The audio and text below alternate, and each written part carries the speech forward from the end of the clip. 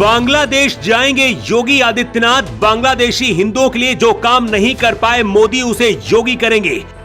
गांजा पर candle march निकालकर रोने वाले बांग्लादेश पर चुप क्यों? विधानसभा में योगी ने विपक्ष को धोया। 1 साल पहले योगी ने बताया था क्या करना है। ढाका में बैठे कट्टरपंथियों पर चलेगा योगी का बुलडोजर।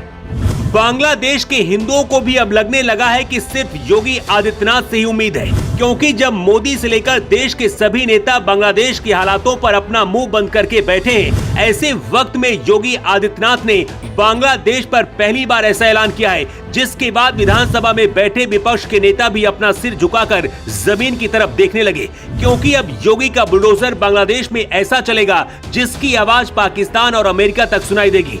लेकिन विडंबना देखिए कि जिस बांग्लादेश को बनाने के लिए 1971 में भारत के 3800 जवान शहीद हुए, वो बांग्लादेश भारत के खिलाफ ही आज खड़ा हो गया।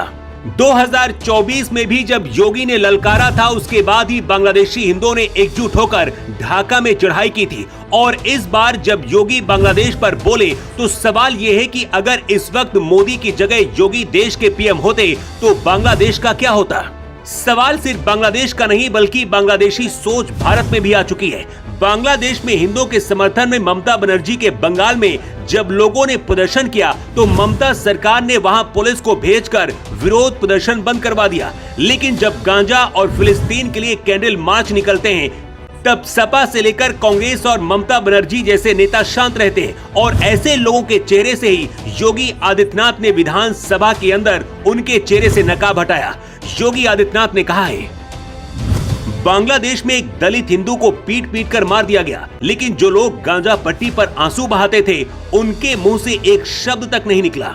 योगी ने कहा, अगर बांग्लादेश का विभाजन नहीं होता तो वहां रहने वाले हिंदुओं पर अत्याचार भी नहीं होता। योगी ने कहा कि बांग्लादेश में जो कुछ हो रहा है उस पर पूरा विपक्ष चुप बैठा है, लेकिन जब हम रोहिंग्या और बांग्लादेशी घुसपैठियों को निकालेंगे तब फिर से ये अपने आंसू और कैंडल लेकर सड़कों पर निकल आएंगे।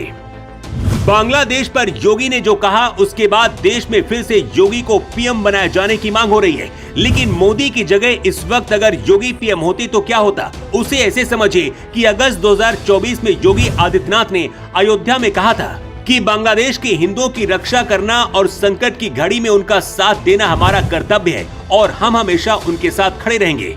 उसके बाद योगी ने बटेंगे तो कटेंगे वाला बयान देकर एकजुटता की बात कही थी और उसके बाद बांग्लादेश के हिंदुओं ने ढाका को घेरा था।